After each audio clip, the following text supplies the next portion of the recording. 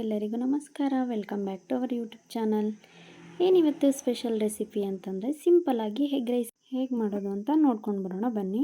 5 ನಿಮಿಷದಲ್ಲಿ ಈ egg ರೈಸ್ನ ready ಮಾಡಿಬಿಡ್ಬೋದು. ನಾನಿಲ್ಲಿ ಒಂದು ಜಾರಿಗೆ ಸ್ವಲ್ಪ ಬೆಳ್ಳುಳ್ಳಿ, ಹಾಗೆ ಒಂದೆರಡು 3 ತುಂಡಷ್ಟು ಶುಂಠಿ, ಖಾರಕ್ಕೆ ತಕ್ಕನಷ್ಟು ಹಸಿಮೆಣಸಿನಕಾಯಿ, ಸ್ವಲ್ಪ ಕೊತ್ತಂಬರಿ ಸೊಪ್ಪು, ಹಾಗೆ ಸ್ವಲ್ಪ ಪುದೀನ ಸೊಪ್ಪನ್ನು ಸೇರಿಸ್ತಾ ಇದ್ದೀನಿ. ಜಾಸ್ತಿ ಪುದೀನನ ಸೇರಿಸ್ಕೊಬೇಡಿ, ಇದು ಫ್ಲೇವರ್ಗೋಸ್ಕರ ಅಷ್ಟೇ. ಸೊ ಹಾಗಾಗಿ ಸ್ವಲ್ಪ ಸೇರಿಸ್ಕೊಂಡು ನೀರು ಹಾಕ್ತಾನೆ ತರಿಯಾಗಿ ಒಂದು ಪೇಸ್ಟ್ನ ನಾವು ತಯಾರು ಮಾಡಿಟ್ಕೋಬೇಕು. ಇದರಿಂದನೇ ಎಗ್ ರೈಸು ತುಂಬಾ ರುಚಿಯಾಗಿ ಬರೋದು. ಸೊ ಹಾಗಾಗಿ ಯಾವುದೇ ರೀತಿ ನೀರನ್ನ ಸೇರಿಸ್ಕೊಳ್ದೆ ಈ ಥರ ತರಿಯಾಗಿ ಪೇಸ್ಟನ್ನು ರೆಡಿ ಮಾಡಿ ಎತ್ತಿಟ್ಕೊಳ್ಳಿ. ಈಗ ನಾವು ಒಂದು ಬಾಣಲಿನ ಕಾಯಕ್ಕಿಟ್ಕೊಳ್ಳೋಣ. ಎಗ್ ರೈಸ್ಗೆ ಎಷ್ಟು ಬೇಕೋ ಅಷ್ಟು ಎಣ್ಣೆನ ಸೇರಿಸ್ಕೊಳ್ಳಿ. ಸ್ವಲ್ಪ ಎಣ್ಣೆ ಬಿಸಿ ಆದಮೇಲೆ ಇಲ್ಲಿ ಒಂದು ದೊಡ್ಡ ಗಾತ್ರದ ಈರುಳ್ಳಿನ ಸಣ್ಣದಾಗಿ ಕಟ್ ಮಾಡ್ಕೊಂಡಿದ್ದೀನಿ. ಅದನ್ನು ಚೆನ್ನಾಗಿ ಫ್ರೈ ಮಾಡ್ಕೊಳ್ಳಿ. ಈರುಳ್ಳಿ ಸ್ವಲ್ಪ ಟ್ರಾನ್ಸ್ಪರೆಂಟ್ ಆದರೆ ಸಾಕು, ಅಲ್ಲಿವರೆಗೂ ನೀವು ಚೆನ್ನಾಗಿ ಫ್ರೈ ಮಾಡ್ಕೋಬೇಕು. ನೋಡಿದ್ರಲ್ಲ, ಈ ಥರ ಟ್ರಾನ್ಸ್ಪರೆಂಟ್ ಆಗೋವರೆಗೂ ಚೆನ್ನಾಗಿ ಫ್ರೈ ಮಾಡ್ಕೊಳ್ಳಿ. ಈರುಳ್ಳಿಯಲ್ಲಿರೋ ಹಸಿ ಅಂಶ ಎಲ್ಲ ಹೋಗಬೇಕು, ಅಷ್ಟು ಸಾಕು. ಈಗ ನಾನು ಆಗಲೇ ರುಬ್ಬಿಟ್ಕೊಂಡಿದ್ವಲ್ಲ ಆ ಪೇಸ್ಟನ್ನು ಸೇರಿಸಿ ಇದನ್ನು ಕೂಡ ಅಷ್ಟೇ ಹಸಿ ಮಸಾಲ ಹೋಗೋವರೆಗೂ ಚೆನ್ನಾಗಿ ಫ್ರೈ ಮಾಡ್ಕೊಳ್ಳಿ.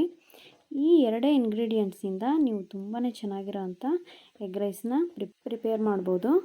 ನೋಡಿ, ಹೀಗೆ ಚೆನ್ನಾಗಿ ಹಸಿ ವಾಸನೆ ಹೋಗೋವರೆಗೂ ಫ್ರೈ ಮಾಡ್ಕೊಳ್ಳಿ. ಈ ಥರ ಫ್ರೈ ಮಾಡೋದಾದಮೇಲೆ ನಿಮಗೆ ರುಚಿಗೆ ತಕ್ಕಷ್ಟು ಉಪ್ಪನ್ನು ಸೇರಿಸ್ಕೊಳ್ಳಿ. ನಾನಿಲ್ಲಿ ಈರುಳ್ಳಿಗೆ ಮತ್ತು ರೈಸ್ಗೆ ಸೇರಿ ಹಾಕ್ತಾಯಿದ್ದೀನಿ. ನೀವು ಸಪ್ರೇಟ್ ಈರುಳ್ಳಿಗೆ ಮತ್ತು ಸಪ್ರೇಟ್ ರೈಸಿಗೆ ಸೇರಿಸ್ಕೋಬೋದು.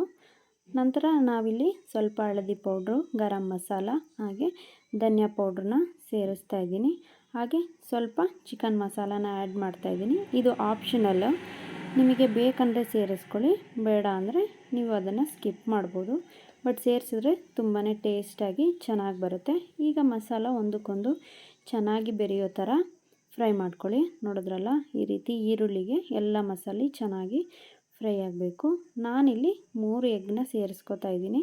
ನಿಮಗೆ ಎಗ್ ಕ್ವಾಂಟಿಟಿ ಎಷ್ಟು ಬೇಕೋ ಅಷ್ಟನ್ನು ನೀವು ಸೇರಿಸ್ಕೊಂಡು ಈ ಮಸಾಲ ಮತ್ತು ಮೊಟ್ಟೆ ಎಲ್ಲನೂ ಚೆನ್ನಾಗಿ ಒಂದಕ್ಕೊಂದು ಹೊಂದ್ಕೋಬೇಕು. ಅಲ್ಲಿವರೆಗೂ ಚೆನ್ನಾಗಿ ಫ್ರೈ ಮಾಡ್ಕೊಳ್ಳಿ. ನೋಡಿ, ಮೊಟ್ಟೆನ ನಾವು ಎಷ್ಟು ಚೆನ್ನಾಗಿ ಫ್ರೈ ಮಾಡ್ತೀವಿ ಅಷ್ಟು ಚೆನ್ನಾಗಿ ಎಗ್ ರೈಸ್ ಬರುತ್ತೆ. ಹಾಗಂತ ತುಂಬ ಸಣ್ಣದಾಗಿ ನೀವು ಫ್ರೈ ಮಾಡೋಕ್ಕೆ ಹೋಗಬೇಡಿ, ಸ್ವಲ್ಪ ಮೀಡಿಯಮ್ ಸೈಜಲ್ಲಿದ್ದರೆ ಚೆನ್ನಾಗಿರುತ್ತೆ. ನೋಡಿದ್ರಲ್ಲ, ಈ ರೀತಿ ಆದರೆ ಸಾಕು. ಮೊಟ್ಟೆ ತುಂಬ ನಾವು ಫ್ರೈ ಮಾಡಿಬಿಟ್ರೆ ನಮಗೆ ಅನ್ನ ತಿಂದಾಗ ಮೊಟ್ಟೆನೇ ಸಿಗಲ್ಲ, ಬರೀ ರೈಸ್ ತಿನ್ನೋ ಥರ ಅನಿಸುತ್ತೆ. ಸೊ ಹಾಗಾಗಿ ಇಷ್ಟಾದಮೇಲೆ ನಿಮಗೆ ಎಷ್ಟು ಕ್ವಾಂಟಿಟಿ ರೈಸ್ ಬೇಕು ನೀವು ಅಷ್ಟನ್ನು ಆ್ಯಡ್ ಮಾಡಿಕೊಂಡು ಮೇಲೆ ಸ್ವಲ್ಪ ಕೊತ್ತಂಬರಿ ಸೊಪ್ಪನ್ನು ಸೇರಿಸ್ಕೊಂಡು ಈಗ ಗ್ಯಾಸ್ನ ಹೈ ಫ್ಲೇಮಲ್ಲಿ ಇಟ್ಕೊಂಡು ಚೆನ್ನಾಗಿ ಫ್ರೈ ಮಾಡ್ಕೋಬೇಕು. ತುಂಬ ಬಿಸಿ ಆಗಬೇಕು, ಅಲ್ಲಿವರೆಗೂ ನೀವು ಫ್ರೈ ಮಾಡ್ಕೊಳ್ಳಿ. ಯಾಕಂದರೆ ಈ ಎಗ್ ರೈಸ್ನ ಬಿಸಿ ತಿನ್ನೋಕ್ಕೇ ತುಂಬಾ ಟೇಸ್ಟಾಗಿರುತ್ತೆ ಅಲ್ವಾ. ಸೊ ಹಾಗಾಗಿ ಯಾವುದೇ ಕಾರಣಕ್ಕೂ ಲೋ ಫ್ಲೇಮಲ್ಲಿ ಇಟ್ಕೊಂಡು ನೀವು ಫ್ರೈ ಮಾಡಿಬಿಡಿ. ಗ್ಯಾಸ್ನ ಹೈ ಫ್ಲೇಮಲ್ಲಿ ಇಟ್ಕೊಂಡು ಫಾಸ್ಟಾಗಿ ನೀವು ಚೆನ್ನಾಗಿ ಒಂದಕ್ಕೊಂದು ಅನ್ನ ಮತ್ತು ಮೊಟ್ಟೆ ಎಲ್ಲ ಹೊಂದ್ಕೊಳ್ಳೋ ಥರ ಫ್ರೈ ಮಾಡ್ಕೋತಾನೆ ಇರಬೇಕು, ಕೈ ಬಿಡ್ದೇ. ನೋಡಿದ್ರಲ್ಲ, ಈ ರೀತಿ ಫೈನಲಿ ಎಗ್ ರೈಸು ರೆಡಿ ಆಯಿತು.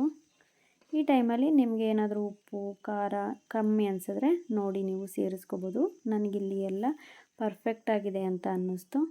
ಸೊ ಹಾಗಾಗಿ ನಾನೇನೂ ಸೇರಿಸಿಲ್ಲ. ನೋಡಿದ್ರಲ್ಲ, ಎಗ್ ರೈಸು ತುಂಬಾ ಚೆನ್ನಾಗಿ ಬಂದಿದೆ, ಹಾಗೆ ಬೇಗ ಕೂಡ ಮಾಡ್ಬೋದು. ಇದೇ ರೀತಿ ಈಸಿಯಾಗಿ ಮಾಡುವಂಥ ರೆಸಿಪಿಗಾಗಿ ನಮ್ಮ ಚಾನಲ್ನ ಸಬ್ಸ್ಕ್ರೈಬ್ ಮಾಡಿ. ಮಿಸ್ ಮಾಡದೆ ಎಗ್ ರೈಸ್ ಹೇಗೆ ಬಂತು ಅಂತ ನನಗೆ ಕಮೆಂಟ್ ಮಾಡಿ ತಿಳಿಸಿ. ಮತ್ತೆ ಸಿಗೋಣ ಮುಂದಿನ ವಿಡಿಯೋದಲ್ಲಿ. Thanks for watching. Lots of love. Bye.